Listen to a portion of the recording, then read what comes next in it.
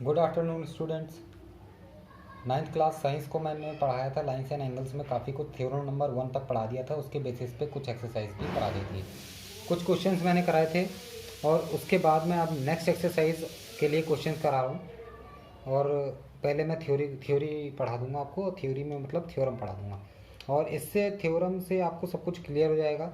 मैं आज आपको 5 थ्योरम कराऊंगा, ठीक है। और पहले बताऊंगा कुछ बेसिक्स, ठीक है। ध्यान से देखना बेसिक्स। तो इधर देखिए, ये जो फिगर दी हुई है, फिगर नंबर 1 को देख लो। इस फिगर में मैं आपको दिखा रहा हूँ कि कॉरेस्पॉन्डिंग एंगल्स क्या होते हैं, ठीक है। कॉरेस्पॉन्डिंग एंगल्स ध्यान रखना। कॉरेस्पॉन्डिंग एंगल्स ये होते हैं, ये और ये। अगर दो लाइन इस तरीके से जा रही हैं और इन दोनों लाइन को यहाँ से एक लाइन इंटरसेक्ट करती है, इसे कहते हैं ट्रांसवर्सल। ट्रांसवर्सल इस लाइन को, ये जो लाइन है इसे कहते हैं ट्रांसवर्सल, ठीक है ना। ये होता है ट्रांसवर्सल।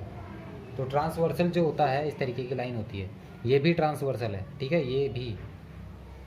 और ये तो पैरेलल लाइंस है, ये पैरेलल नहीं है, ठीक है। लेकिन ये कॉरेस्पॉन्डिंग एंगल्स होते हैं, ये दोनों, ठीक है। ये दोनों आपस में कॉरेस्पॉन्डिंग एंगल्स हैं। और ये दोनों, ये वाले और ये वाले भी आपस में कॉरेस्पॉन्डिंग एंगल्स हैं।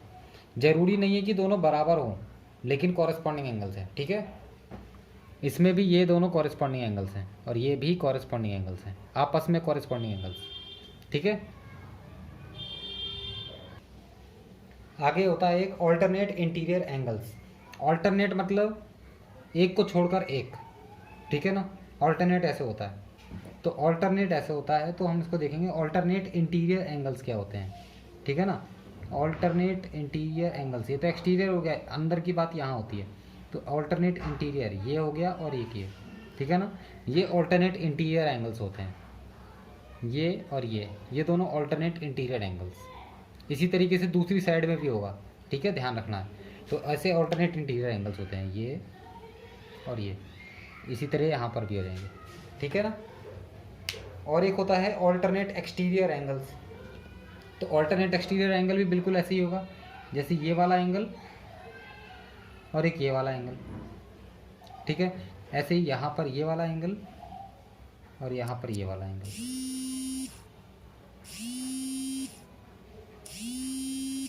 होंगे ऑल्टरनेट इंटीरियर और ऑल्टरनेट एक्सटीरियर एंगल्स क्या क्या होते हैं।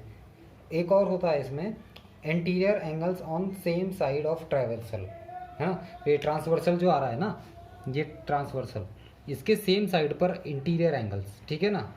मतलब इंटीरियर मतलब कि इन लाइनों के अंदर यहाँ, और ट्रांसवर्सल है ये, ट्रांसवर्सल है ये, है ना। तो इस ट्रांसवर्सल के सेम साइड पर ये और ये दोनों एंगल्स को कहते हैं interior angle on same side of transversal. ये वाला एंगल और ये वाला एंगल भी यही कहलाते हैं, ठीक है ना। ऐसे ही सेम टू सेम इसमें भी आ जाएगा और इधर भी। तो आप ऐसे ही समझ लीजिए रफली क्या होता है ये, ठीक है। आपको 4 चीज़ें बता दी मैंने, उसको एक बार ध्यान से सुन लीजिएगा दोबारा से, ठीक है, रिवाइंड करके।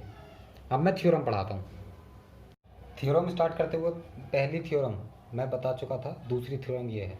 पहली मैंने तब बताई थी जो मैंने स्टार्ट किया था चैप्टर, है ना।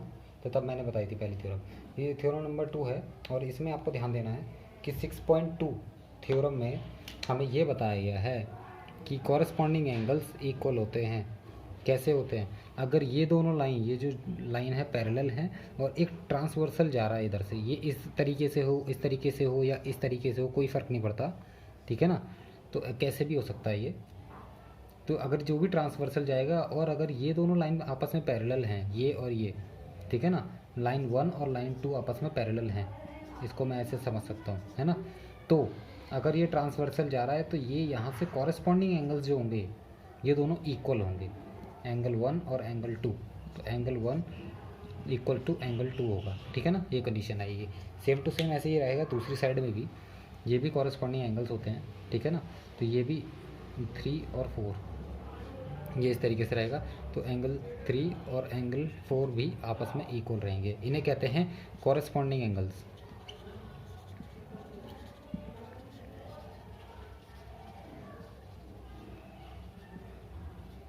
ठीक है ना। ऐसे समझना है। Theorem number 1 complete.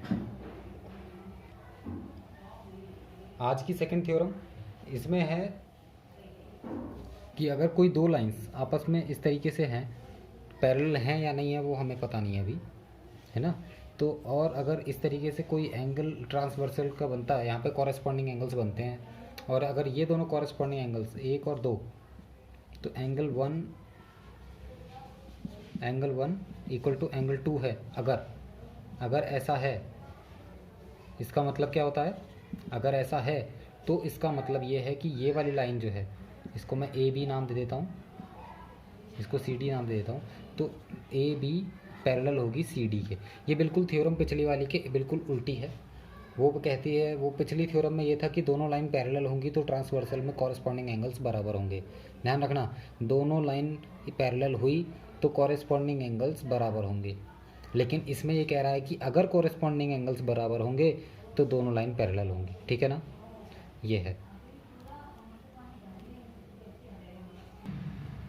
Next theorem में क्या है, इसमें बताया गया है हमें कि अगर ये दोनों लाइन जो ए बी और सी डी लाइन है, अगर ये दोनों लाइन पैरेलल हैं, ठीक है ना, ए बी और सी डी पैरेलल है, ठीक है, अगर ये दोनों लाइंस पैरेलल हैं ऐसे, तो क्या होता है, तो ध्यान देंगे, है ना।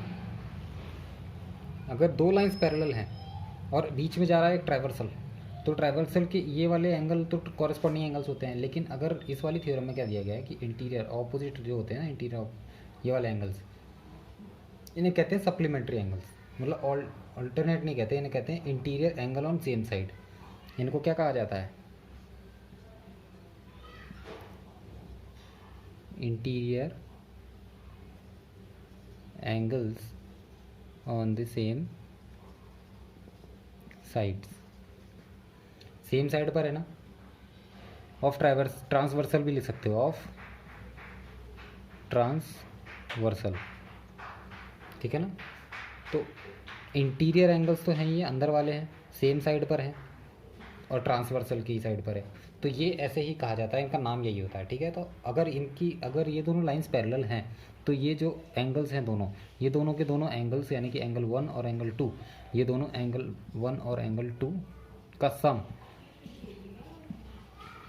कितना होगा, 180 के बराबर होगा। ये आपको ध्यान रखना है, ये कह रहा है इस थ्योरम में। ठीक है, ये ध्यान आ रहा है, समझ में आ रही चीज़। दोबारा बता देता हूँ, अगर ये दोनों लाइन पैरेलल हैं और ट्रांसवर्सल के सेम साइड में जो इंटीरियर एंगल्स हैं, interior angles on the same side of the transversal, तो ये दोनों एंगल मिला करके 180 के बराबर होंगे। ये आपको ध्यान रखना, ठीक है। इसी तरीके से इस साइड पे भी होगा, है ना, ये दोनों एंगल को मिला करके 180 डिग्री होगा। ठीक है, इसको यूज़ में आएगा आगे, ध्यान रखना। थ्योरम नंबर 5, आज के लिए ये चौथी है, लेकिन वैसे चैप्टर में 5 है, 5th नंबर की थ्योरम है। इस थ्योरम में क्या है, इस थ्योरम में ये दिया हुआ था, बिल्कुल ऑपोजिट है, पिछली वाली थ्योरम के बिल्कुल ऑपोजिट है।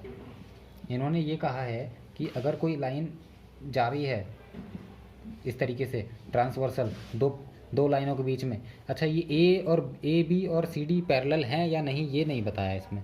इन्होंने कहा है कि अगर ये दोनों एंगल्स, यानी कि इंटीरियर एंगल्स जो होते हैं, interior angles on same sides are equal, अगर ऐसा हुआ, अगर ऐसा है, इसका मतलब ये होता है कि ए बी पैरेलल होगा सी डी के, ये दोनों लाइन आपस में पैरेलल है, बिल्कुल पिछली वाली के ऑपोजिट है ये। ठीक है, सीधे सीधे उल्टा कह सकते हैं पिछली वाली थ्योरम के। आज की लास्ट थ्योरम क्या है, ये है, इसमें दो पैरेलल लाइंस इस तरह से दी हुई हैं, इनको नाम दिया जा रहा है ए और बी, लाइन ए लाइन बी, है ना। कहा जाता है कि ये दोनों लाइन अगर पैरेलल है, और कहीं पे ये अलग से कहा गया है कि अगर बी और सी, एक दो लाइनें हैं, ऐसी ही लाइन है ये बी और एक सी, ठीक है ना, ये दोनों लाइनें भी आपस में पैरेलल हैं, तो अगर ये दोनों लाइनें आपस में पैरेलल हैं और ये दोनों आपस में पैरेलल हैं, बी कॉमन है ना दोनों में, इसका मतलब ये है कि ए और सी भी आपस में पैरेलल होंगी। तो इसको मैं ऐसे लिख सकता हूँ, यहाँ पे देखना, अगर ए पैरेलल है बी के और बी पैरेलल है सी के, तो इसका मतलब ये होता है कि ए पैरेलल सी के भी है, ठीक है ना, ये होता है इसका मतलब। ध्यान रखना, ये छोटी सी बात होती है। तो अभी मैं एक एग्जांपल करा देता हूँ आपको, जो इन सारी चीज़ों को क्लियर करने की कोशिश करेंगे, ठीक है ना अपन।